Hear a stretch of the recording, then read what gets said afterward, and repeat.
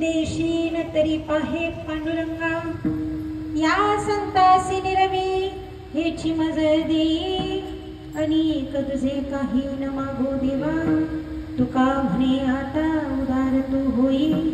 मज ठेवी पाये संताचिया, या संतासी निरवी हेची मज दे. अनेक तुझे काही न मागो देवा. विठ्ठल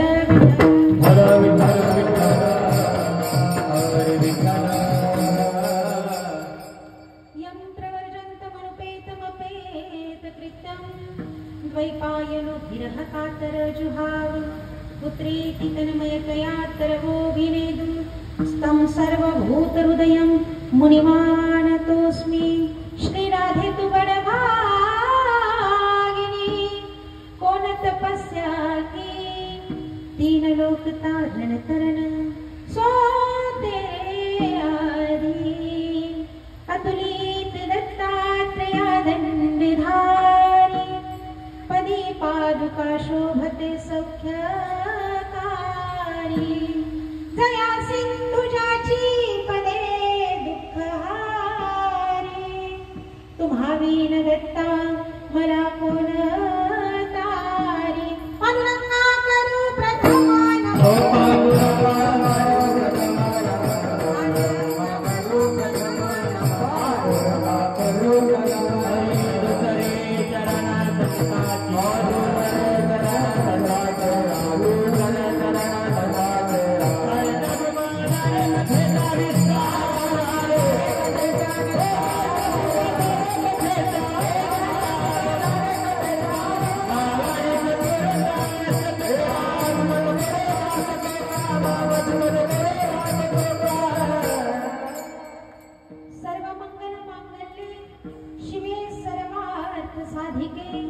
शरण्ये त्र्यंबके गौरी नारायणी नमोस्तुते. या देवी सर्वभूतेषु शक्तिरूपेण संस्थिता. नमस्तस्यै नमस्तस्यै नमस्तस्यै नमो नमः. ओम नमो ज्ञानेश्वरा ज्ञानेश्वरा. ओम नमो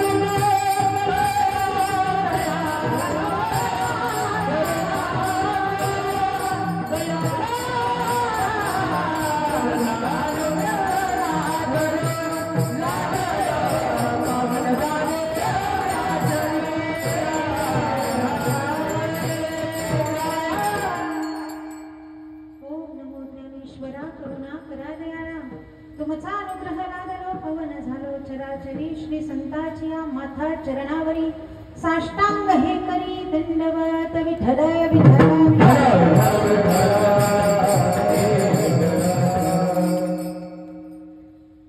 प्रस्तुत प्राप्त प्रसंगी प्राप्तस्थळी ईश्वर चिंतन रूपी सेवेकरता निवडलेला अभंग जगद्गुरु जगद्वंदनीय जगन्मान्य श्रीमंत श्री तुकोबाराय यांचा मागणी या प्रकरणाला अनुसरून आज सेवेकरता अभंग निवडला. सेवेला सुरुवात करण्यापूर्वी अल्पसहा परिहार द्यायचा. तो म्हणजे असा: चालत असणारा अखंड हरिनाम सप्ताह कडाची वाडी या गावामध्ये आणि या सप्ताहातली ही मागणीची सेवा. अखंड 9 दिवसाचा नवरात्राचा आदिशक्ती मायेचा जागर तुम्ही सर्व गावकऱ्यांनी गेले 7 दिवस 9 दिवस या प्रांगणामध्ये केला.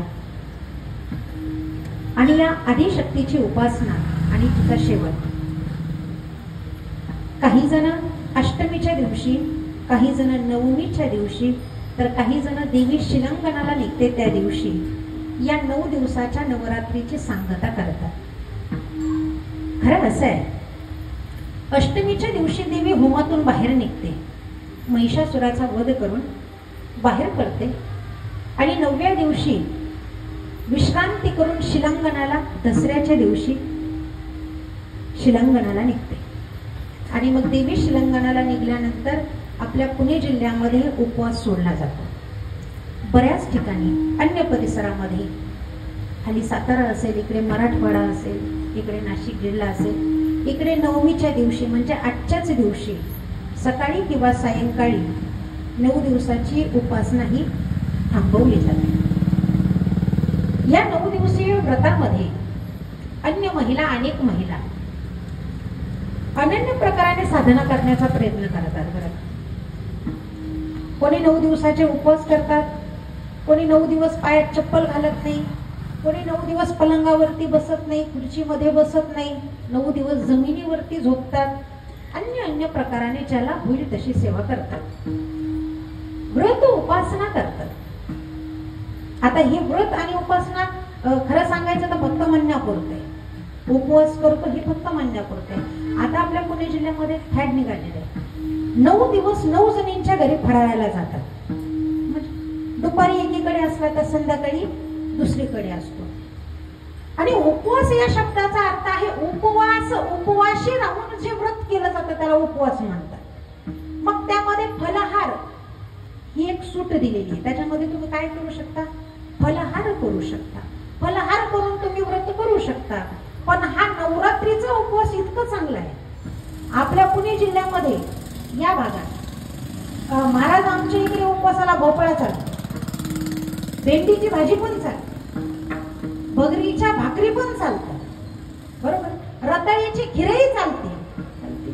हो, आणि नाहीच काय हायफाय घरातली बाई असेल तर बायकांना सवासणीला घालण्याकरता बासुंदी सुद्धा ठेवते, त्यातही कमी नाही. म्हणजे खाण्यापिण्याची गैरसोय होत नाही नवरात्र. आणि नवरात्रीच्या उपवासामध्ये आमच्या इकडे बाया 4-4 किलोनी वाढतात. सकाळी एकीकडे, संध्याकाळी एकीकडे, इतक्या दाबून खातात. फुकटचं म्हटलं मागं पुढे नाही खातात. याला उपवास नाही म्हणत. बरं, याला उपवास नाही. उपवास म्हणजे खरं तर उपवासी राहणं हा भाग वेगळा, पण 9 दिवस तिची उपासना करणं याला उपवास म्हणतात. तिची उपासना केली पाहिजे. आणि तिची उपासना कशी करावी, कशी केली जाते तिची उपासना? साधू संतांनी तिचा जागर मांडला, तिचा गोंधळ घातला. कुळीची ही कुळदेवी केली ठाई संतांनी, या देवीचा जागर केला. जागर केला म्हणजे नवरात्र जागूनच तिचं जागर केलं पाहिजे अशातला काही भाग नाही.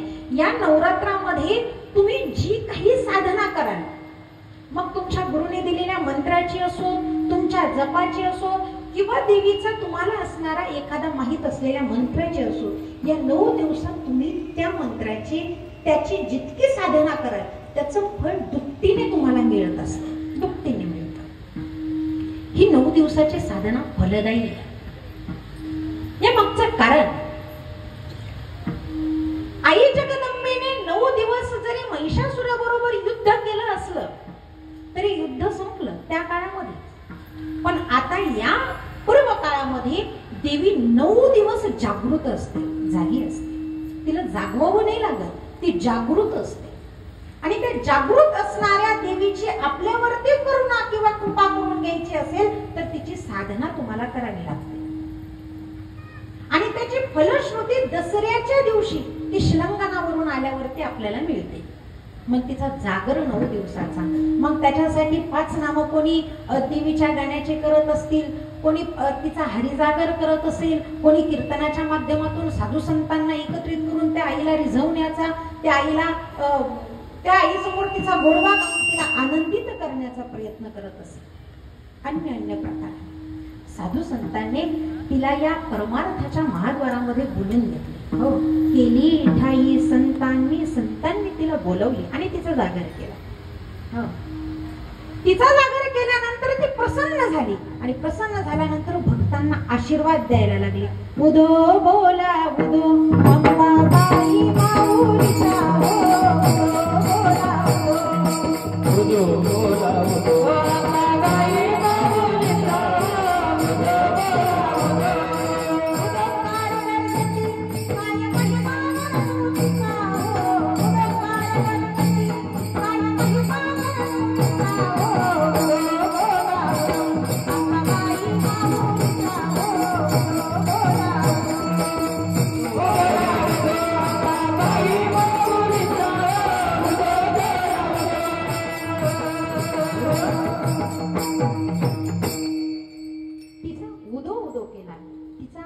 जय जयकार केला, संतांनीही केला. असा हा नवरात्री महोत्सव. आणि या नवरात्रीची एक मोठी उपासना सांगते बरं का. नवरात्र म्हणजे स्त्री शक्ती. आणि नवरात्र जर का पुरुषांनी केलं, पुरुषांनी जर का नवरात्राची साधना केली, आधी चंडीची साधना केली, महिषासुर मर्दिनीची साधना केली, तर ती साधना पुरुषांना असो किंवा महिलांना सुद्धा असो, फलद्रूप कधी ठरते तुम्हाला सांगते. लक्ष्मी रूप म्हणजे स्त्री आहे हे तर मान्य. तुमची अर्धांगिनी, तिला तुम्ही तुमच्या घरचे काय म्हणता? लक्ष्मी म्हणता. तुमच्या घरचे कोण आहे? ती लक्ष्मी. ती तुमची अर्धांगिनी, ती तुमची भार्या आहे, ती तुमची लक्ष्मी आहे. आणि त्या लक्ष्मीचा 9 दिवसामध्ये, म्हणजे 9 दिवस तुम्ही पाळसाल असं काही नाही बरं का. वर्षभर केलं आणि कायम केलं तरी चालेल, पण 9 दिवसामध्ये कुठल्याच गोष्टीत, रागात म्हणा, लोभात म्हणा, प्रेमात म्हणा, हसत म्हणा, चेष्टेत म्हणा, चुकूनही आईवरून आणि बहिणीवरून तुमच्या तोंडातून तिच्याविषयी अपशब्द निघला नाही म्हणजे तुमच्याकडनं देवीची साधना घडली असं समजायचं. आपल्या इकडं सांगायला काही हरकत नाही, कारण की आपला भागच तेवढा खतरनाक. आपल्या इकडं सहज बोलण्यात सुद्धा अगोदर आईला म्हणतात. अगोदर काय म्हणतात? आईला म्हणतात. आईला आईला म्हणतात ना. आता मला बोलून नाही दाखवायचं, काय म्हणतात?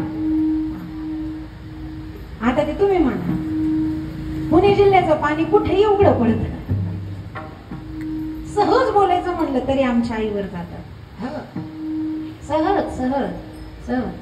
तिच्याकडनं भाज्यात मीठ जरी कमी पडला ना तरी उद्धार कोणाचा होतो? तुझ्या आईला अक्कल नव्हती का? शिकवता आलं नाही? सहज सहज. ज्या दिवशी आपल्या मुखातून एखाद्या स्त्रीच्या आईचा आणि बहिणीचा उद्धार निघणं बंद होईल, त्या दिवशी राजाधिराज छत्रपती शिवाजी महाराज त्यांनी इतका आदर केला, इतका आदर केला. तुमचा आमचा केला त्यात काही नवल नाही हो. दुश्मनाच्या सुद्धा स्त्रीचा त्यांनी आदर करावा, आदर करा. आणि ज्यावेळेला शिवाजी राजा स्त्रीचा इतका आदर करतात, इतका आदर करतात, हे पाहून भवानी स्वतः प्रसन्न होती आणि हातामध्ये तलवार घेऊन उभी राहिली. हे समर्थ शिवाजी महाराजांचं, तुमचं आणि आमचं नाही. तुम्ही फक्त उपवास करायचे आणि भाकरी खायचं एवढंच आहे. आपण या पलीकडे नाही काय करू शकत. ही नवरात्रातली साधना आहे असं मला अवंतर नाही व्हायचं. या सेवेच्या निमित्ताने मी आज तुकोबारायांचा अभंग घेतलेला आहे. आणि या अभंगामध्ये तुकोबाराय देवाकडे मागणी करतात. देवाला सांगतात, देवा माझं एकच मागणं आहे. ते मागणं असं आहे, मला या संतांचा संग दे, कारण यांच्याशिवाय मी राहू शकत नाही. मला संतांचा संग प्रिय आहे. माणसांचा नाही, घराचा नाही, पत्नीचा नाही, अन्य कोणाचाच नाही, अजिबात नाही. अहो तुकोबाराय, या सगळ्यांवरती मात करून तुम्ही संतांचा संग मागताय. या पाठीमागचं कारण बाकी तुम्हाला या जगात कोणीच आवडत नाही का? तुकोबारायांनी सांगितलं अजिबात नाही. मला काय म्हणून आवडावं? संसारामध्ये आवडण्यासारखं काहीच नाही. संसारात पाहिलं तर दुःख बांधवडी आहे हा संसार. हा दुःखाने बांधलेला आहे आणि याच्यात कोणता आनंद शोधावा? बरं, या संसारात दुःख आहे म्हणून तुम्हाला आनंद वाटत नाही. किमान या संसारात तुमच्यावर प्रेम करणारी काही मंडळी असतील ना, तुम्हाला त्यांचंही काही वाटत नाही का? तुकोबाराय म्हणतात वाटतं ना, वाटतं. पण त्यातही तुकोबारायांनी प्रश्नचिन्ह आणि शंका घेतली बरं का. तुकोबाराय म्हणतात मला कौतुक वाटतं, मला हेवा वाटतो आईचा, पण तोही कोणत्या आईचा?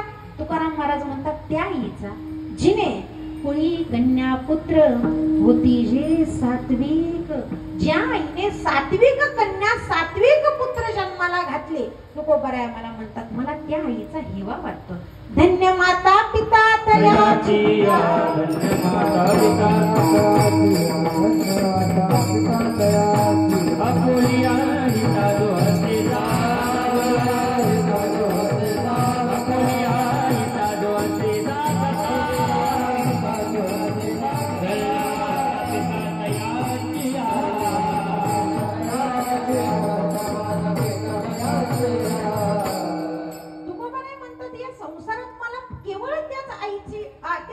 हेवा वाटतो किंवा कौतुक वाटतं जिने सात्विक पुत्र जन्माला घातले. बाकी मला कोणाचाही हेवा वाटत नाही. शब्द मोजून आणि मापून आहे बरं का. धन्य माता पिता त्यांचे आई वडील धन्य ज्यांनी असे सात्विक जन्माला घातले. नाहीतर मला बाकी कोणाचा हेवा वाटत नाही.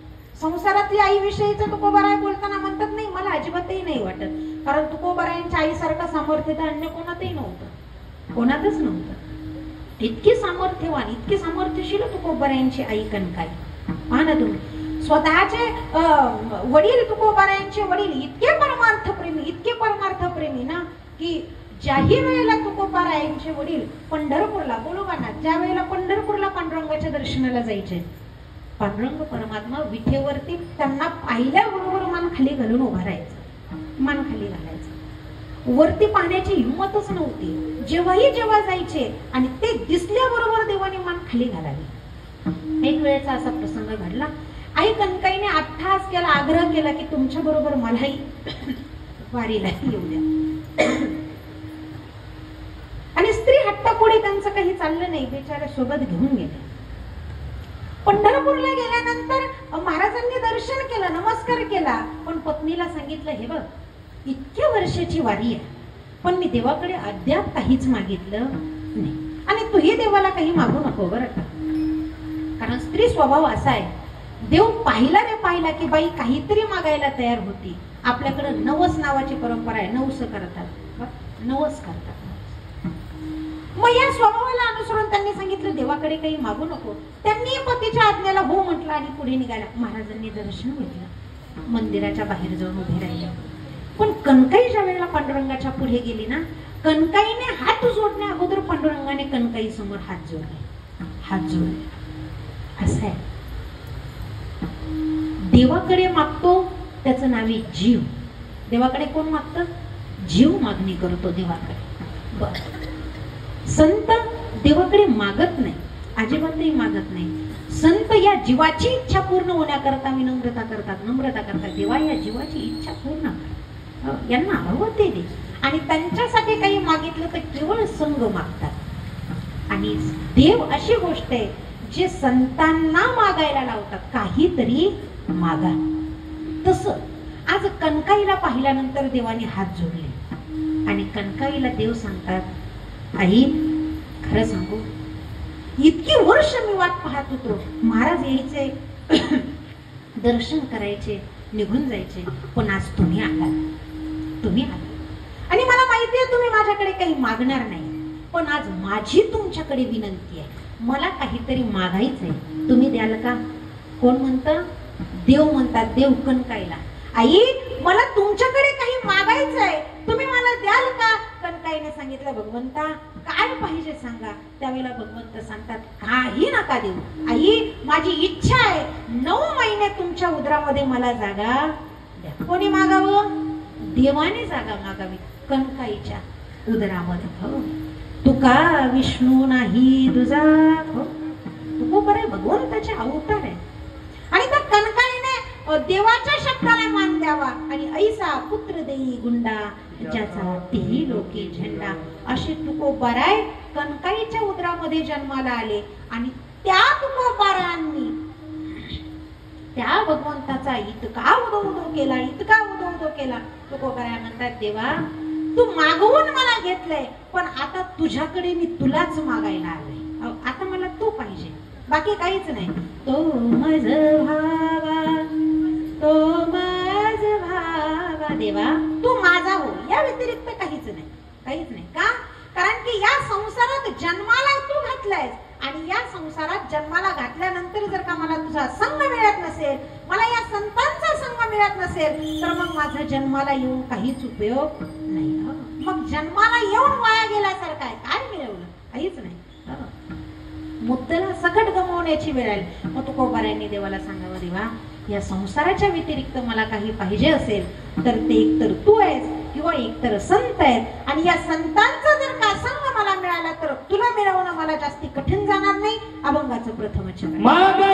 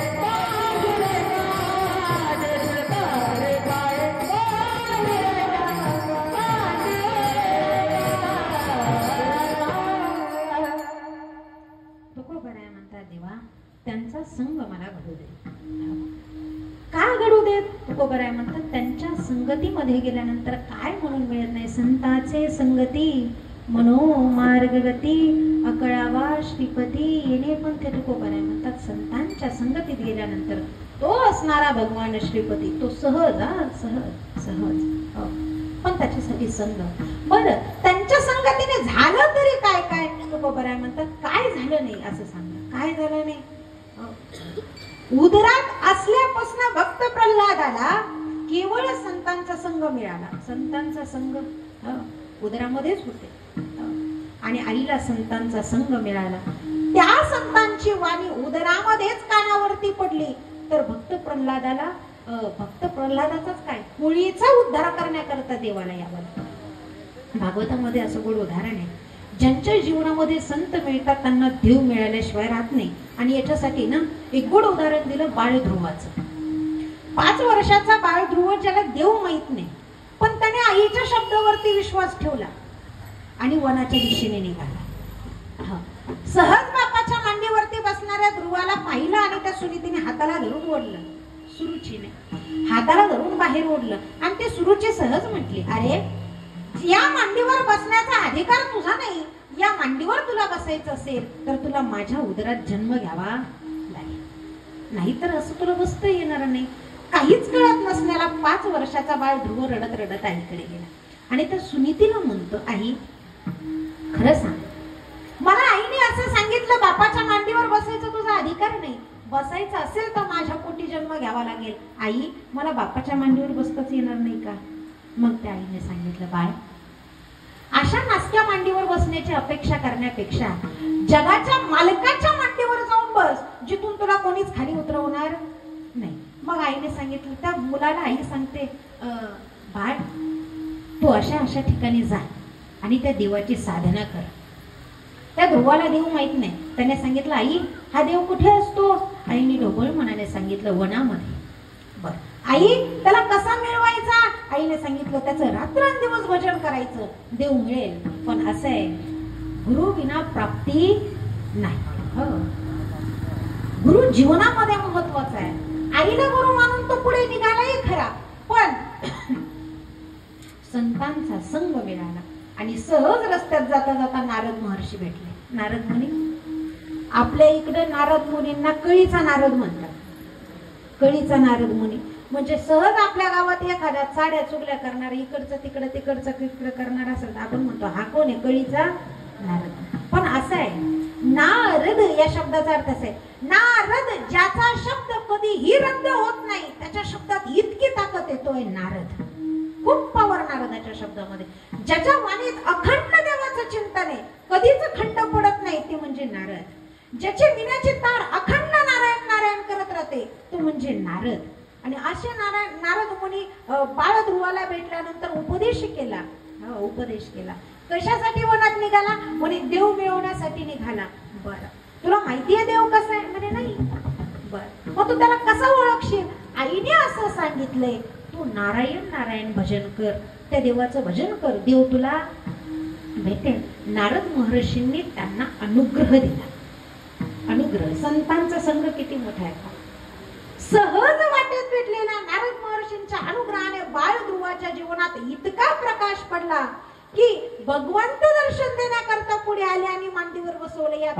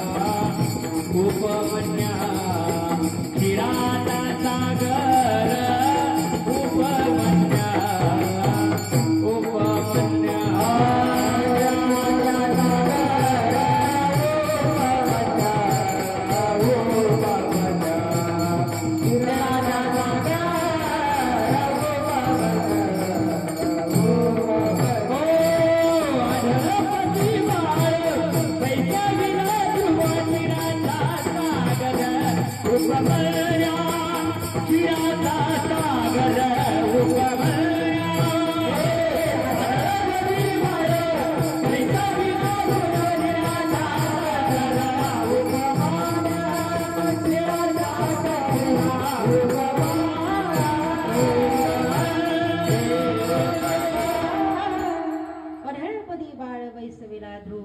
शिराचा सागर उपमन आढळ पदावरती नेऊन भगवंताने बसवून संतांचा संग केल्याचा परिणाम. म्हणून संग संतांचा करावा. हो, गल्लीत बसणाऱ्या बायकांचा किंवा पारावर बसणाऱ्या माणसांचा करू नाही. हो, कारण गल्लीतल्या बायकांचा संग केल्यानंतर उद्धार काही होत नाही. कारण गल्लीतल्या बायका एकत्रित बसल्यानंतर हरिपाठ काही म्हणत नाही का? म्हणता इथं बायका गल्लीत बसला हरिपाठ म्हणतात? हा, काय म्हणतात? गल्लीत बसल्यावर काहीच नाही बरं का. ही तिचं ती तिचं ती तिचं ती तिचं नुसती धुणं धुत राहील. फलाण्याची सासू अशी, फलाण्याची सून तशी, फलाण्याचा सासरा तसा, फलाण्याची अशाच गप्पा असतात. चांगलं. आणि बायांच्या जाती इतके वाईट जात कोणाचीच नाही, खरंच सांगते. म्हणजे मी बाई आहे असं बोलू नये, पण ही गोष्ट खरी आहे. बायकांसारखी वाईट जात कोणाचीच नाही. तिच्या पोटातच काही राहत नाही, इतकी वाईट. असं झालं, शेजारणीची भांडणं झाली आणि मग नवरा बायकोच्या भांडणामध्ये तो जास्ती तापट होता, खूप तापट होता. मग त्याला राग आवरला नाही. रागाच्या भरात त्याने अशी बुडवली तिला, लय हाणली. आणि ते नेमकं शेजारणीने पाहिलं. पण तिला इतकं वाईट वाटलं, ती अशी रडत रडत तिच्याकडे गेली. ती म्हणते, हौसाबाई काही म्हण, घर म्हणलं की भांड्याला भांडं लागतं. माझ्या नवऱ्याने लय हाणलं असं, पण तू काय कोणाला जाऊन म्हणू? मग हौसाबाईने गप्प बसावा ना. अरे गप्प बसावा का नाही? मग हौसाबाई म्हणले, बाय मला काय करायचंय, घरचं सोडायचं, लोकांचं दळायचं, मी काही कोणाला सांगणार नाही. मग हौसाबाई तिथून उठली आणि पाण्याच्या विहिरीवर पाणी काढायला विहिरीवर गेली. मग विहिरीवर गेल्यावर हौसाबाईच्या नुसतं पोटातच उंदळत होतं. मग तिथं दिसल्या 4 बाया. मग ती म्हणते, होय ग, तुला एक सांगू का? म्हणले, काय? पण बाया तू कोणाला म्हणू? पप्याच्या बापाने पप्याची आई अशी हाणली म्हणशी, पण आपल्याला काय करायचंय, तू कोणाला म्हणू? मग त्या 4 बाया तुम्हाला वाटतं का घरी जाऊन पोथी वाचत बसल्या असतील? पोथी वाचले असं. तिथून ती नदीला गेली धुणं धुवायला. तिथं अजून 4-8 जणी. तिथंही गेल्यावर तीच. तुम्हाला सांगू का? पण तुम्ही कोणाला म्हणू? तुम्हाला एक गोष्ट सांगू का? खूप सोपी आहे. हे बॅनरबाजी, ऍडव्हर्टाईजचा खर्च करत जाऊ नका. हो, खरंच नका करत. एखाद्या गोष्टीचा प्रचार प्रसार करायचा असेल, जिथं 4-8 बायांची टोळी तुम्हाला दिसल, तिथं जाऊन फक्त चर्चा करायची. पण नुसती चर्चा नाही करायची. चर्चा झाल्यानंतर शेवटचा शब्द वापरायला विसरायचा नाही. ही गोष्ट आपल्यात राहू द्या, तुम्ही कुणालाच सांगू, हे आवर्जून म्हणायचं. तरच प्रचार प्रसार होईल, नाही तर होत. हा, मग बायांना ना झाकलेली गोष्ट उघडी करण्यात जास्ती आनंद आहे. मग हे फुकटात प्रचार होतो. हा, याला काही बॅनरबाजी करावं नाही लागत. तिचा अख्ख्या गावभर प्रचार प्रसार झाला. 4 बायका एकत्रित आल्यावर भजन करत नाही. केलं जर का असतं तर आपला पुणे जिल्हा नावारूपाला आल्याशिवाय राहिला. तुम्हाला एक गोष्ट सांगू का? आतली, मी पण तुमच्याच गावची, फारशी काही लांबची नाही, पण असं आहे. ज्ञानोबरायांची ओवी सांगते, माझ्या पदरचं नाही. ज्ञानोबराय म्हणतात, का कमलकंदानी दुर्दरी नांदणूक एकेची घरी परी परागू सेवी जे भ्रमरी येरा चिखलूची उरी. या ओवीचा अर्थ असा आहे. आता आपण सगळे एका गावचे. मला सांगा, या गावामध्ये किती वर्षापासून सप्ताह होतो? 51 वर्ष झालं. या गावातली जुनी पोक्ती मंडळी, परमार्थ प्रेमी असणारी जुनी पोक्ती मंडळी जर का सोडली, खरं सांगा बरं का, माझ्यासारखं नका, जुनी काही पोक्ती मंडळी सोडली तर आपल्या गावातली किती तरुण मुलं 51 वर्षात टाळ वाजवायला शिकलेत? किमान 51 तरी पोरं टाळ वाजवत. नाही काही तर हरिपाठामध्ये इना गेला, नाहीच काही तर कीर्तनामध्ये इना. तुटू दे तार आपण ओढायला. 51 पोरं तर 51 दर वर्षाला एकच पोरग. माझं म्हणणं नाही 7 दिवसात 7 पोरं घडावी. मग सांगा, आपण 51 वर्ष सप्ताह करतो. गायक मंडळी कुठून आणतो? वादक मंडळी कुठून आणतो? कीर्तनकार कुठले? सगळे पुणे जिल्ह्यात, ते कडाच्या वाडीतले आहेत का? कुठून? भागाभागातून आपण आणतो. मग ज्ञानोबारायांनी ओवी लिहिली, का कमल कंदानी दुर्धरी नांदणूक एकीची घरे. ज्ञानोबाराय म्हणतात कमळाचा कांदा ना चिखलामध्ये जन्माला येतो, चिखलात, पाण्यात किंवा चिखलात जन्माला येतो. आणि त्या चिखलात जन्माला आलेल्या कमळाच्या कांद्याखाली दुर्धरी म्हणजे बेडूक नावाचा प्राणी वास्तव्य करतो. दुर्धरी म्हणजे कोण? बेडूक. आणि त्या बेडकाने इतक्या मोठ्या डरकाळ्या फोडल्या, डराव करून तो बेडूक सांगतो या कमळाचा मालक आणि बाप कोणी असेल तर तो कोण आहे?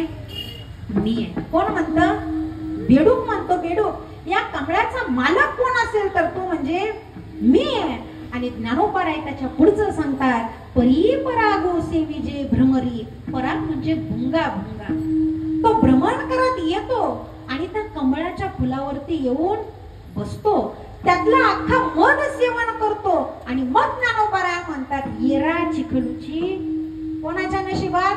बेडकाच्या नशिबात काय उरलं? चिखल उरला. चिखल का मध मिळालं? ज्ञानोबाराय म्हणतात तशीच तुमची आणि आमची गत आहे. मला सांगा, आळंदी 7 ते 8 किलोमीटर, डोक्यावरून पाणी 10 किलोमीटरचं अंतर धरा.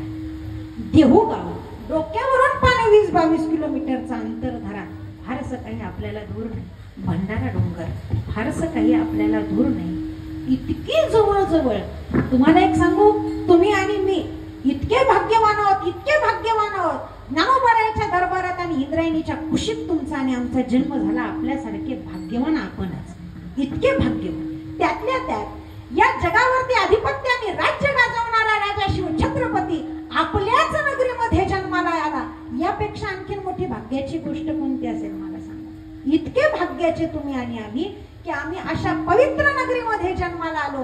पण ज्ञानोबाराय म्हणतात आपल्याकडे एक म्हण आहे, सोप्या भाषेत सांगते. आपल्याकडे म्हण आहे, पित्त तिथं खपत नाही. पण पित्त तिथं खपत नाही. आम्हाला जवळ आहे, आम्हाला जवळ आहे. मग आम्हाला जवळ असल्यानंतर ही जुनी पुराणी जाणती मंडळी जर का सोडली तर परमार्थामध्ये नवतरुणांची आवश्यकता आहे. हे घडले पाहिजे. तरणा भाग्यवंत नटे हरी कीर्तन. हा नटला पाहिजे, तरुण परमार्थाकडे आला पाहिजे. आणि मला अंतःकरणातून वाटतं की आपल्या इकडे तरुणांनी परमार्थामध्ये यावं. ही जुनी जाणती मंडळी सोडली तर काही नाही, काही नाही. या जुन्या म्हाताऱ्या बायका मेल्या ना, हळद दळायला सुद्धा कॅसेट लावायला लागणार आहे तुम्हाला. हो, या जुन्या बाया खपल्यावर कोण आहे तुमच्या मागे हळदीची गाणी म्हणत? तुम्ही कॅसेटवरच म्हणता. परिवर्तनच नाही ना. परिवर्तन यांच्याकडून शिका. या जुन्या बाया म्हणायच्या, कडमेडाणी आंबडाई लावली ग माझ्या माहेरच्या सुखाची सावली ग बाई सावली. ही जुनी गाणी होती. माझ्या भावाची माझ्यावर माया, जशी चंद्राची सूर्यावर छाया, किरण टाकीत ये पावला पावली ग माझ्या माहेरच्या सुखाची सावली ग बाई सावली. इतकी गोड गाणी. हळद दळायच्या ना, हळद. महाराज आमच्या इकडे नवरी अशी बसवतात बरं का. सगळं हळदीला नवरी पुढे आणतात. नवरीची आई असते, नवरीचा बाप असतो, अख्खं गणपत अख्खं खानदान असतं. आणि मग अख्खं खानदान एकत्रित आरती येतं ना हळद दळायला. मग हळद दळायला आल्यावर ती जुनी म्हातारी गाणं सांगते आणि त्या नवरीला त्या गाण्यातून बोध करते. तिला अक्कल शिकवते, तिला सांगते प्रपंच काय, संसार काय, तुझं आयुष्य काय. मग ती सांगते. हळद म्हणजे केवळ धिंगाणा नाही, हळद म्हणजे उपदेश. ती उपदेश करते. ती उपदेश करते, त्या लेकीला सांगते. आणि तो बाप रडतो. तो बाप रडतो. आणि ती बाई त्या पोरीला म्हणते, लेकीचा जन्म जणू काचचा बंगला ग सईबाई, हग काचचा बंगला बंगला बंगला बंगला. असं म्हणतात ना. या पोरीचा नशिबी नवरा असावा चांगला ग. असं लेक नांदाया निघाली, बाप पाहतो येशीतून ग सईबाई, हा बाप पाहतो येशीतून बाई तुन ग तुन बाई. माझी लाडाची मैना राणी हरण चालली कळपातून ग. उपदेश केले. आताच्या पोरींना म्हणायला लावा बरं. आताच्या पोरी हे नाही, हळद पिवळी पोर कवळी असं जुनं ते सोनं आहे. जुनं ते सोनं आहे. आणि तुम्ही जुनी परमार्थिक मंडळी आतापर्यंत परमार्थ आहे. आणि तुम्ही जुनी मंडळी केलात की परमार्थाची शोभा निघून गेली. शोभा शोभा तुम्ही जशी एक पोरगी सासरी नांदायला जाते ना, तिच्या आयुष्यातली शोभा निघून जाते. शोभा खूप खूप. तिने किती साज शृंगार करू द्या, तिने किती लाखाचा शालू अंगावर चढू द्या, तिने किती लाखाची मेकअप वाली बोलू द्या, पण एकदा तिने माहेर सोडलं की तिच्या आयुष्यातलं सुख काय होतं, संपून जातं. संपून काहीच शिल्लक राहत काही. मग आपल्या इकडं असं म्हणतात, माहेरचं कुत्रू दिसलं तरी बाईला अप्रूप वाटतं. का बरं? तिचं प्रेम. या उलट आहे, या उलट आम्ही संसारातल्या प्रत्येक जीवावर प्रेम केलं आणि एकीकडे संतांनी देवावरती तितकंच प्रेम केलं. सोपं सांगू का तुम्हाला? तुकोबारायांना काहीच उदाहरण नाही मिळालं. तुकोबारायांना प्रश्न पडला, देवाने सांगितलं तुकोबाराय तुम्ही माझ्यावर प्रेम किती करताय, निदान मला तेवढं तरी सांगा, मलाही तुमच्या प्रेमाचा अंदाज कळू द्या. मग तुकोबारायांनी विचार केला, अशा कोणत्या शब्दाचा मी आधार घेऊ की जेणेकरून मला देवाला माझं प्रेम दाखवता येईल. मग तुकोबारायांना एक प्रसंग दिसला. तुकोबारायांच्या डोळ्यासमोर प्रसंग दिसला. तुकोबारायांना देवाला सांगायचंय की माझं तुझ्यावर किती प्रेम आहे. मग तुकोबारायांना काय प्रसंग दिसला माहितीये? तुकोबारायांना एक लहानशी मुलगी अंगणामध्ये खेळताना बागडताना दिसली. लहान पोरगी खेळताना दिसली. आणि ती लहान पोरगी खेळताना दिसल्यानंतर एक बाई आली आणि त्या बाईने त्या पोरीच्या हाताला धरलं आणि ओढत ओढत घेऊन चालली. मग ती पोरगी म्हणते, आई का ग सगळे खेळतात मला खेळू देत नाही? ती आई म्हणते, बाई आता तुला खेळता येणार नाही. पूर्वीची अशी प्रथा होती, बालविवाह करण्याची प्रथा होती. पूर्वी बालविवाह केले जायचे. जुना काळ, आजी पज्जींचा काळ, बालविवाह केले जायचे. मग ती लहानशी मुलगी झबल्यावरती खेळत होती. आईने हाताला धरलं, ओढत ओढत नेलं. बाई तुझं लग्न आहे, आता तुला खेळता येणार नाही. ज्या पोरीला लग्नही माहिती नाही, लग्न या शब्दाचा अर्थ माहिती नाही, ज्या मुलीला त्याच्याशी काही घेणं देणंही नाही, त्या मुलीचं लग्न लावण्याकरता तयार झाले. पण ती पोरगी खेळण्यासाठी रडायची. मग आई त्या पोरीला नादवण्यासाठी सांगते, बाई इथं काही खेळत बसली, तू खेळू नको, तू पटकन आवर. तुला माहितीये तुला ना नेण्याकरता घोंगराची गाडी येणार आहे. कशाची गाडी? आता पोरीला खेळण्यात सुख नाही, आता पोरीला आनंद कशाचा आहे? घोंगराच्या गाडीचा. तुम्ही तिचा आवरा नका आवरू, सजवा नका सजू, काही नको. आता त्या पोरीला आनंद आहे घोंगराच्या गाडीचा. सगळ्या गोष्टी ठरल्या. मग ते पोरगी प्रत्येक माणसाकडे तिने पाहावं आणि आईला विचारावं, आई हा फेटा घातलेला म्हातारा कोण? आईने सांगावं, बाई तो तुझा सासरा आहे. आई ही गोल कुंकू लावलेली म्हातारी कोण? आईने सांगावं, बाई ती तुझी सासू आहे. आई ही सारखी रागाने पाहते ती कोण? आईने म्हणावं, बाई ती तुझी ननंद आहे. शब्दही तसे. सासू जी सदैव आणती डोळ्यात आसू, तिचं नाव आहे सासू. तुम्ही काळजी नका करू, आता उलट झाले. आता सासांलाच सासूरवास झालाय, सुनांना सासूरवास नाही. आता सासा सासूरवास होते. पूर्वी म्हणायच्या सून आली म्हणजे बाई मोकळी झाली, सून आली म्हणजे बाई गुंतली, मोकळी होत नाही. आम्ही सांगतो परमार्थ करा, परमार्थ करा, परमार्थ करा. आमच्या इकडची शाणी पोरं म्हणतात म्हातारपणात करण्याची गोष्ट आहे, तरुणपणात काय करावं? खावं प्यावे, मजा करावी, फिरावी, जिकडे पाहिजे तिकडे आईश करावी. कारण की आईश करण्याकरता आपल्याकडे गोष्टी मुबलक झाल्या. बापाने मेहनतीने कष्टाने एक एक पै करून सगळ्या गोष्टी मिळवल्या. एक एक पै गोळा करून बापाने तुमच्या आमच्यासाठी साचून ठेवलं. रक्ताचं पाणी केलं, घाम गाळ्या, शेती फुलासारखी भरून आणली हो. आणि आपल्या इकडे आता विकून तिचं सगळं काय झालंय? गुंठेवारी, गुंठेवारी झाली, गुंठेवारी. इतका गुंठेवारीचा पैसा, इतका गुंठेवारीचा पैसा पोरांना कुठं खर्च करून कुठे नाही असं झालं. पैसा जास्ती झाला. खरं सांगा, आपल्या इकडं पूर्वी पैशाला किंमत होती का शब्दाला किंमत होती? बाबा कशाला किंमत होती? पैशाला किंमत होती का? शब्दाला किंमत होती. शब्दाला. पैशाला कोणी विचारत नव्हतं. तुम्ही शब्द सांगा ना, फक्त बोलावं, सहज बोलावं. त्याने सांगावं, ए जीव गेला तरी चालेल, पण आपला शब्द पडला पाहिजे नाही. जीवाचं रान करायचे. रान आपल्या इकडे पहिले तुम्ही जुनी मंडळी लग्न जमवायची. आताच द्या सोडून, आताच फॅट आहे, आताची लग्न नाहीये. आता लग्न पाहणारा मध्यस्थी सुद्धा विचाराते पोरगी बघावा का नाही. लग्नाच्या दिवशी आपल्या इकडे पोरी निघून चालल्या, त्याच्यामुळे मध्यस्थी सुद्धा घाबरू नये. मग पूर्वी तुम्ही लग्न ठरवायचे तर जुन्या लोकांनी लग्न ठरवली? ती पोरगी बघून ठरवली का खानदान बघून ठरवली? लग्न काय पाहून ठरवलं तुम्ही? खानदान पाहून ना. खानदान खानदान म्हणजे काय? खानदान म्हणजे काय? किती मोठा वाडा आहे, किती मोठा बंगला आहे, किती मोठ्या घोड्या आहेत, किती मोठी प्रॉपर्टी आहे, किती एकर शेती आहे, त्याला खानदान म्हणतात का?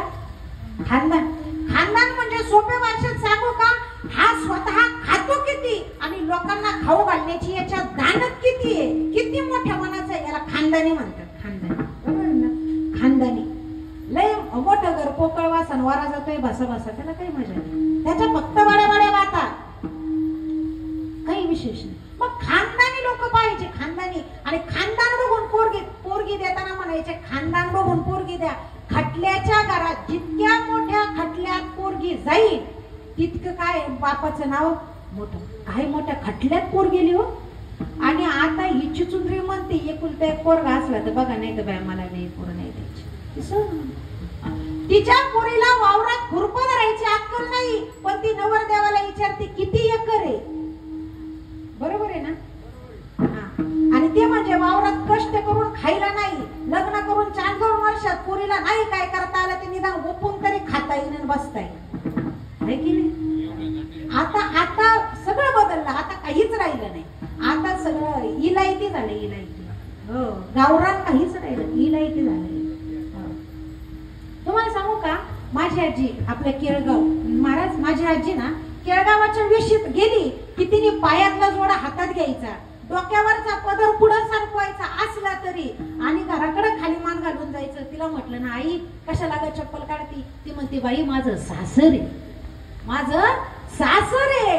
आणि इथं सगळी लोक बसतात आणि सासऱ्या पुढं मोठ्या लोकांपुढं जोडा पायात घालून चालावा नाही. म्हातारी म्हणायची, म्हातारी जिचा झोपत सुद्धा कधी पदर पडला नाही, झोपेत सुद्धा जिचा कधी आता आजी पदर नका घेऊ काय,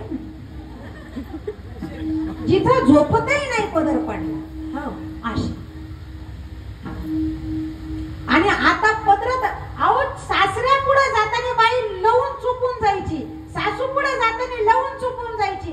कधी सासू सासऱ्या पुढे नवऱ्याला बोलायची जिची हिंमत झाली नाही, ती आता सासऱ्या पुढे लवून चुकून तर सोडा, पदर तर सोडा, पदर तर सोडा, लवून चोपून पण सोडा. हो, ती अशी एका हातावर इकडे ते सोडी, त्याला असं गोळ पदराचा इकडून असा आवळीत, सासू पुढं सासऱ्या पुढं अशा लोळवत चला, त्यात मान नाही, मर्यादा नाही, काहीच नाही. आणि तुम्हाला एक खरं गोष्ट सांगू का, राग नका येऊ दे, मी थोडीशी स्पष्ट बोलते. असं आहे, आपल्याकडे वाईट प्रसंग घडत असतील, वाईट अत्याचार घडत असतील, पेपरमध्ये नव्याने बातम्या ऐकायला येत असेल, रोज बलात्काराची प्रकरण पेपरमध्ये जरी दिसत असेल ना, तरी त्यात वावगं वाटून घेण्याचे काहीच एक कारण नाही. एक गोष्ट सांगू, पुरुषांना दोष देण्या अगोदर मी सगळ्यात पहिला दोष माझ्या या महिलांना दे. मी स्वतः महिला असून महिलांना दे. त्या पाठीमागचं एक कारण आहे, त्या पाठीमागचं एक कारण आहे. असं होतं, आदरणीय वंदनीय हरिभक्त परायण गुरुवर्य अर्जुन महाराज लाड तुम्ही ऐकून असाल. दादा, माझी तब्येत इतकी खराब होती, वारीच्या वाटेने चालता येत नव्हतं, पण चालताना काय झालं, इतकी तब्येत, अंगात एवढा ताप की मला चालता येईना. आणि मग त्या तापाच्या वारामध्ये मी तरीही चालत होते.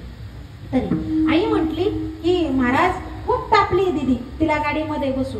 लाड गुरुजींचे शब्द होते, लाड गुरुजी माझ्या आईला अक्का म्हणतात, म्हणे अक्का किती ताप असू दे म्हणे, चालता चालता जर का मेली तर तिच्या इतकी भाग्यवान कोणीच नाही, वारीच्या रस्त्याने मेली. माझ्या डोक्यापेक्षा मोठा खड्डा खंदल आणि मीठ टाकून हिला पुरेल, पण हिला गाडीत बसू द्यायचं नाही. मग मी थोडीशी रागामध्ये, मी इयत्ता 8वीत शिकत होते तेव्हा, आणि मग तशीच रागात चालते. पण ना चालता चालताना काय झालं, माझ्या डोक्यावरचा पदर निसटला, खाली आला डोक्यावरचा पदर, आणि पदर निसटला, माझं लक्ष नाही, मी आपली चालली गणगणित चाललंय. मग गुरुजींनी काय केलं, माझ्या हाताला धरलं. आणि दुपारी जेवणाच्या टायमाला रस्त्याने गाड्या लागतात, गाडी कुठं भेळीचे, कुठं वडापावचे, कुठं चहाचे, असे लागतात पहा, हो ते गाडी. मग ते संत कृपा, अमृततुल्य, सागर, पांचाळी, प्रेमाचा चहा, खूप चहा. मग ते असे गाडे लागले होते बरं का. आणि मी उपाशी होते दादा. मला काही वाटलं, गुरुजींनी हाताला धरलं, मला असं वाटलं मी उपाशी आहे, तापाने फणफणले, गुरुजी मला कुठंतरी खायला घालतील. खरंच मला असं वाटलं गुरुजी खायला घालतील, मी मोठी खुश. पण त्यावेळेला अशी मर्यादा होती, संस्थेमध्ये ना 6-6ची लाईन चालायची, अशी 6 इथे 6 तिथे 6, असे शिस्तबद्ध काम होतं, लाईनीत चालायची. मग आम्ही 3 जणी मुली होतो संस्थेत त्यावेळेला. पार्वती, मी आणि एक सारिका, आम्ही तिघीच संस्थेत शिकत. मग आम्ही ना शास्त्रीजींच्या लाईनीमध्ये चालायचो, शास्त्री मागं चालून नव्हते देत. पण आनंद इतका झाला, मी गप चालावं ना हाताला धरून. मी चालता चालता पुढच्या पोरांना लाथा आणल्या मारायच्या. लाथा का? हे दाखवायला की गुरुजी मला खायला घेऊन चालले, असं मला दाखवायचं. मी अशी चलता चलता लाथ हाणायची, म्हणायची गुरुजी घेऊन चालले. लाथ हाणायची, गुरुजींनी बाहेर नेलं. बाहेर नेल्यानंतर मला वाटलं खायला घालतील, नाही हो, अशी निबर हाणली मला. मी जाग्यावर गाय, हो हो जाग्यावर. आता खाणं गेलं. मग पोरांचं असं असतं संस्थेमध्ये, एवढं दिसलं की एवढं, इतके पोरं हसायला लागले आणि मला लाज वाटायला लागली. गुरुजीने हाणलं, पण मला हाणण्याचं कारणच नाही कळलं. मग गुरुजी मला म्हटले, म्हणे इकडे. म्हटलं, मी इतकी रडत होते. गुरुजी मला म्हटलं, गुरुजी काय झालं? गुरुजी म्हटले, बाई या वारीच्या रस्त्याने चालली, इथं तुम्ही महाराज म्हणून लोक तुमच्याकडे पाहतात, तुम्हाला जनाबाई, मीराबाई, राधाबाई, सखूबाई काय म्हणून तुम्हाला म्हणत नसतील, देव म्हणून तुमच्याकडे पाहतात. आणि तुमच्याकडे महाराज म्हणून पाहण्याची लोकांची वृत्ती, तुका तमाशात नाचायला चालली का डोक्यावरचा पदर खाली टाकून? जर का डोक्यावरचा पदर खाली पडला तर खेळ्याने ठोकीन, खेळ्याने, पण पदर खाली पडू द्यायचा नाही. तेव्हा आम्हाला शिकवलं. तसं सासरा आता राहिलाच नाही की पदर खिळ्याने ठोकायला. सासऱ्याला मारून बसल्या बाया, काही राहिलं नाही. तेव्हा मर्यादा शिल्लकच राहिली नाही. आणि खरं सांगू का, या वाईट गोष्टी करायला कारणीभूत कोणी असेल तर तुम्ही बायका आहे. बायका, आमची पोरगी साडीवरून, मी स्वतः ड्रेस घालते, खोटं बोलत, मी स्वतः ड्रेस घालते. अंगावरती ड्रेस घातल्यानंतर शरीराचा भाग दिसत नाही, अंगावर ड्रेस असावा, अंगावर ओढणी असावी आणि मर्यादित तिने चालावं, त्यात काहीच वावगं नाही. या मताशी मी, कपड्याबद्दल माझं दुमत नाही. पण आमची साडीवरची पोरगी ड्रेस मध्ये आली, आम्हाला काही वाटलं नाही, अंगभर कपडा आहे. पण ड्रेसवरची पोरगी आमची जीन्स मध्ये आली, जीन्सवरची पोरगी आमची शॉर्ट कपड्यामध्ये आली, शॉर्ट कपड्यावरून पोरगी टोकडे लहान लहान कपडे घालायला लागले. आणि आमची सुधारलेली सुशिक्षित बाई म्हणायला लागली. तिला जर का शिकवायला गेलं तर ती म्हणते, आता कलियुग आहे, आताची फॅशन आहे, आता हे चालतं, तिला कॉलेजला जावं लागतं, तिला लोकांमध्ये राहावं लागतं, आता ती फॅशन झाली. असं मुस काढावं वाटतं धरून. निभार कोणती फॅशन जन्माला आणली मला कळलीच नाही. आणि मग तुमची ही फॅशन तुम्हाला इतकी नडली की भर दिवसात तुमच्यावरती अत्याचार व्हायला लागले आणि मग तुम्ही मोठ्या मोठ्याने बोंब ठोकायला लागला. मोठ्या मोठ्याने. आमच्या आईला कळू नये का की आमची मर्यादा काय? विचारा बरं, आमच्या आईला कोणाला माहितीये? मुसलमानाची बाई स्वतःच्या मुलाला नमाज पाडण्याकरता हाताला धरून वेळेमध्ये घराच्या बाहेर काढते, बिलकुल वेळ चुकवत नाही. आमच्या बाईने कधी पोराला मंदिरात बोटाला धरून नेले आणि पाया पडायला शिकवले सांगा तुम्ही? आमच्या आईने कधी ज्ञानेश्वरी वाचली? 9 महिने लेकरं उदरात राहिल्यानंतर गर्भसंस्कार नावाची क्रिया आहे, ज्या गर्भावरती संस्कार करावे आणि मुलांनी इतकं सुशील व्हावं की पुन्हा आई बापाला खाली मान घालायला लाव. आमच्या कोणत्या बाई ज्ञानेश्वरीची पारायण केली? आमची बाई टीव्ही पुढे बसते, ठरलं तर मग बरं. 8-8:30 वाजल्यापासून बाया टीव्ही सोडत नाही. वेळ प्रसंग कोणताही असो, सिरियलचा एक भाग सुद्धा जाऊ देत नाही. नाहीच रात्री पाहायला जमलं तर दिवसा पाहिल्याशिवाय राहत नाही. जितक्या आवडीने आम्ही टीव्हीच्या सिरियल मध्ये गुंतलो, तितक्या आवडीने आम्ही मराठ्याच्या आणि हिंदूच्या पोटी जन्माला येऊन, आम्हाला जर का देवाची आवड नसेल तर आमचा जन्माला येऊन सुद्धा उपयोग नाही, काहीच उपयोग. आम्ही आलो तसे गेलो, काहीच नाही. आणि तुम्हाला सांगू का, तुम्ही घडलात तर जग घडेल. शिवाजी महाराजांना घडवण्यासाठी आई जिजाऊ स्वतः घडली. आम्ही बी घडलो, तुम्ही बी घडा.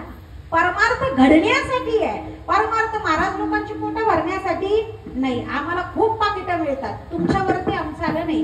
पण एवढ्या वर्षाच्या परमार्थामध्ये जर का आमच्यामध्ये परिवर्तन होत नसेल, आमच्यातली घडत नसतील, तर मग आम्ही बेकडा त्या बेंडकी शिवाय वाईट अवस्था आपली नाही. बेंडकुळी सारखेच, बेंडकुळी आपली अवस्था अशी आहे. तुम्हाला सांगू का, सापाने जर का उंदीर म्हणून चिचुंद्री पकडली, सापाने उंदीर म्हणून जर का चिचुंद्री पकडली तर असं आहे, त्याने त्या उंदराला चिचुंद्री म्हणून, चिचुंद्री माहितीये ना, त्या सापाने उंदीर म्हणून चिचुंद्री जर का पकडली तर त्या सापाची अवस्था अशी होती, चिचुंद्रीला महाराज सोडावं तर साप आंधळा होतो आणि चिचुंद्रीला उंदीर म्हणून गिळावं तर साप जाग्यावर मरण पावतो. त्याला जगता येत. आमची तशीच अवस्था आहे.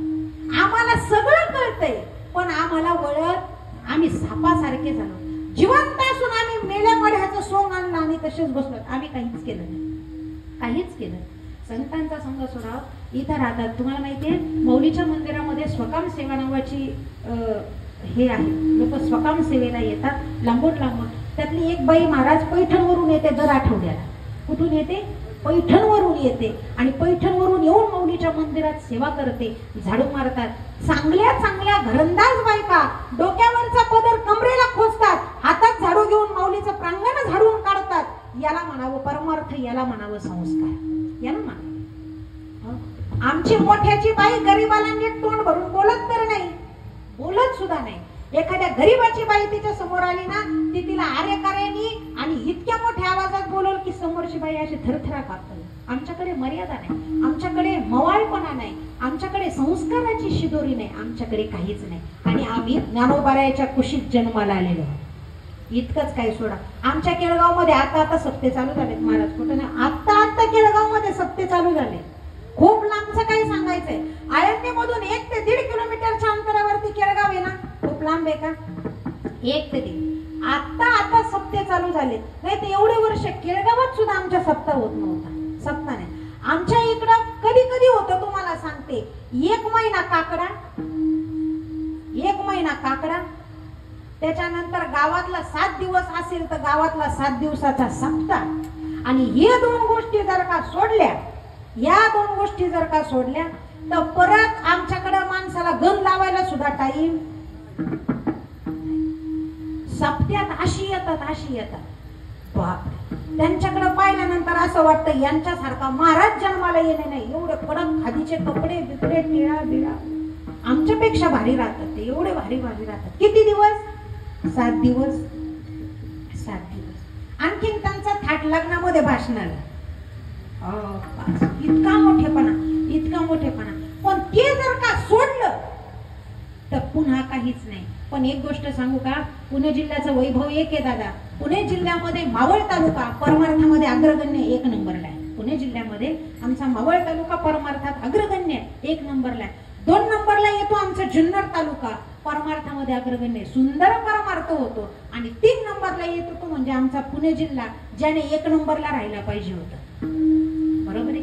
ज्याने 1 नंबरला राहायला पाहिजे होतं तो 3 नंबर वरती आला. त्याच्या पाठीमागचं कारण एक आहे, आम्हाला कळलं पण आम्हाला वळलं नाही.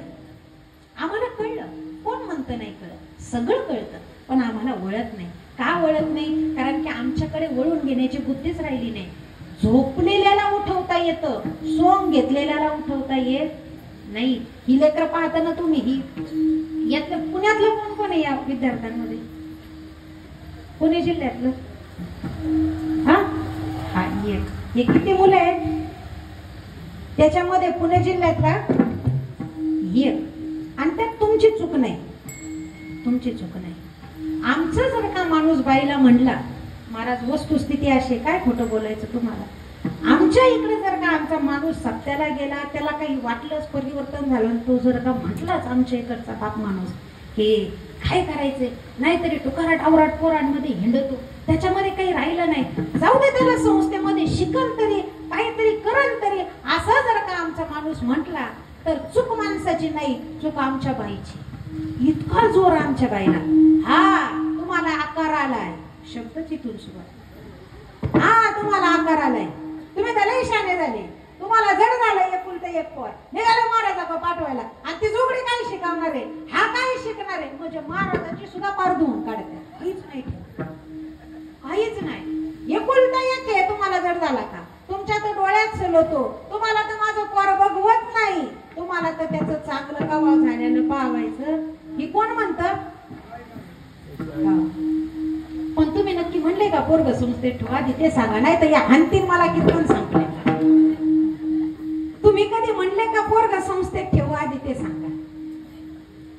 बीड, परभणी, नांदेड, उस्मानाबाद, लातूर, विदर्भ, सातारा आणि परागू सेविजे भ्रमरे अनेक भागातून आले आणि या ज्ञानोबारायाच्या दरबारामध्ये येऊन परमार्थाचा रस आणि गंध सेवन करून उडाले हो. आणि आम्हालाच त्यांना इथे बोलवावं लागतं. भजन करा, कीर्तन करा, गायन करा, टाळ वाजवा, रातभर विण्याचा जागर करा आणि आमची हळद कुकू लावून तिच्या पुढे सोडा. दुसरे कामालाच नाही, कामालाच नाही. काय करावं ते करावं.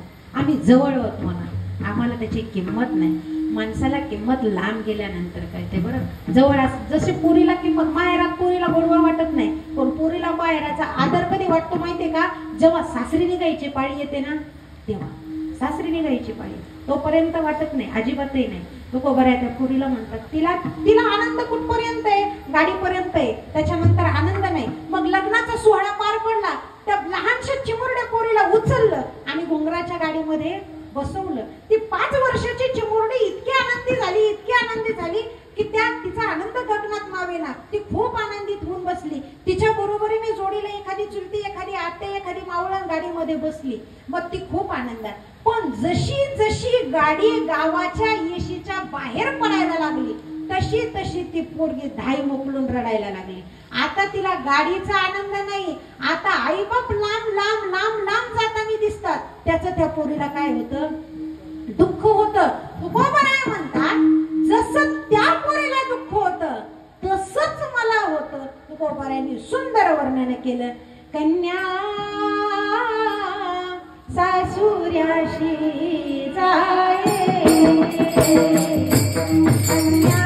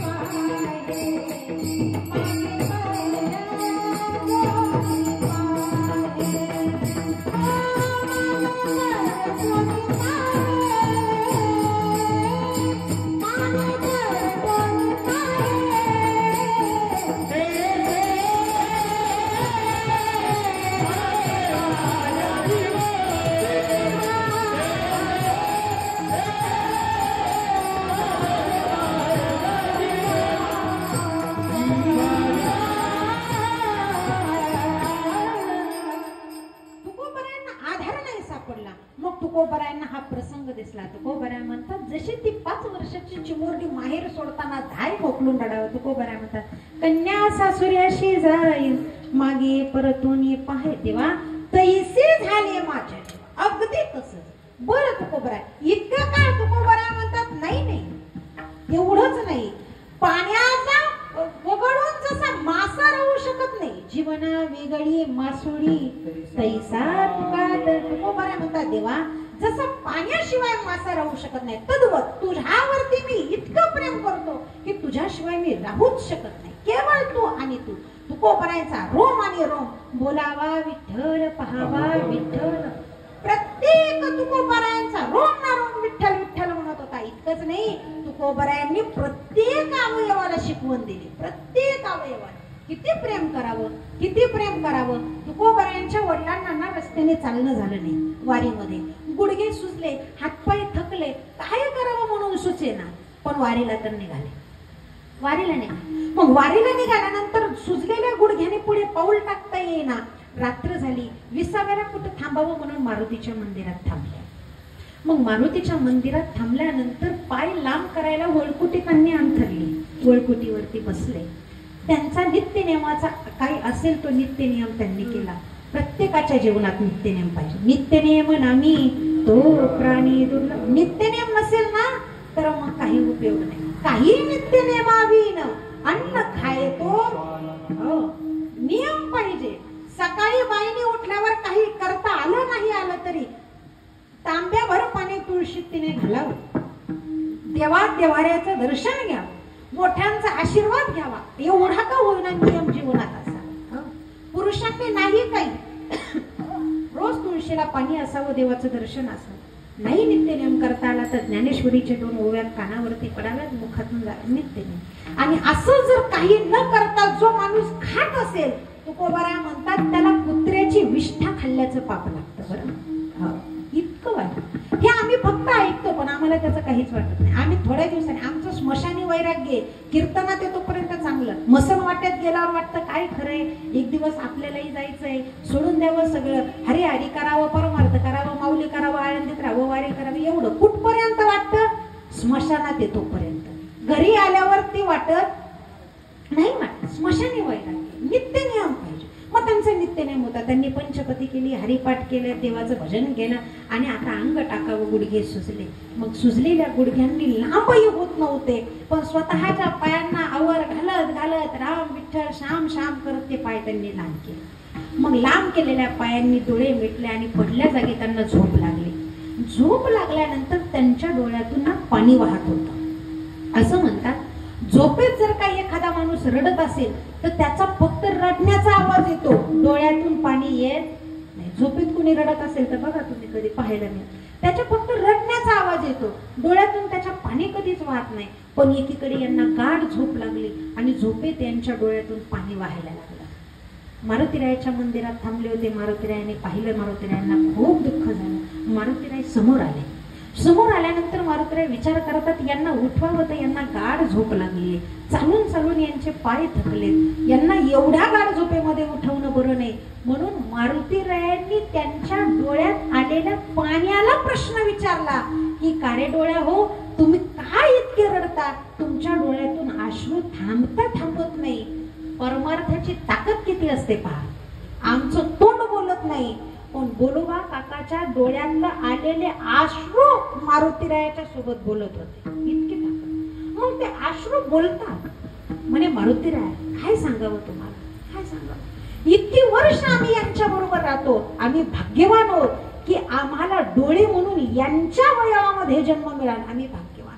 अनेक वर्ष परमार्थ करतात, अनेक वर्ष पायवारी करतात, पण आज मला रडायला याच्यासाठी येतं, गुडघे साथ देत नाही, आता यांना चालणं होत नाही, आता आम्हाला पांडुरंगाचं ह्या डोळ्याने दर्शन होणार नाही, म्हणून डोळे रडायला लागले. डोळे आम्हाला दर्शन होणार नाही. इतकं वाईट वाटलं हनुमंतरायाला की अवयव घेई घेई माझे वाचे, गोड नाम विठोबाचे.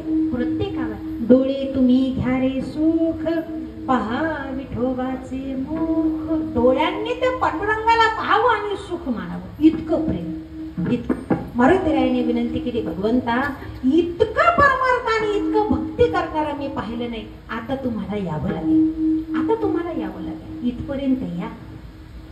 त्यांना दर्शन देण्याकरता विठेवरचा पांडुरंग चालत येतो आणि त्यांना भेट देतो, त्यांना भेट देतो. इतकं प्रेम. या डोळ्यांनी त्यांचं रूप पाहिल्याशिवाय, रूप पाहता लोचनी सुख झाले हो. त्याचं रूप पाहिल्यानंतर माझ्या मनाला सुख वाटतं. ज्ञानोबाराय म्हणतात, काय सांगावं ते सुख, वर्णनच करता येत नाही. या वाणीला उपदेश केला, तुझा जर का सार्थक करून घ्यायचं असेल तर या वाणीला काय कर, भगवंताचं चिंतन कर. इतकं चिंतन कर की त्या वाणीलाही तुझी सवय लागली. आमचं तर करतच नाही, तुकोबारायांच्या वडिलांनी केलं. देव दर्शन देण्याकरता तिथपर्यंत इतकं परमार्थ उच्च असावा, इतका संग मोठा असावा.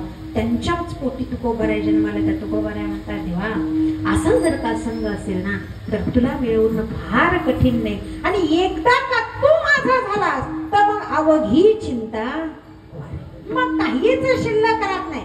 त्याच्याकरता देवा तू माझा झाला पाहिजे, बस एवढंच.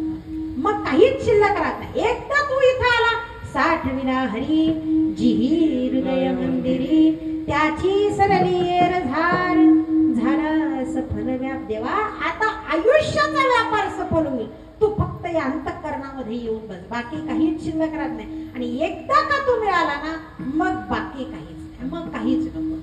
मग आई मागायची सुद्धा इच्छा राहत नाही. तुको बरा मग काही मागणे हे आम्हा अनुचित, या पलीकडे काहीच मागायचं नाही. वडिलांनीही मागितलं नाही, मीही मागणार नाही. फक्त मला देणार असशील ना तर ते संत दे. अभंगाचं द्वितीय.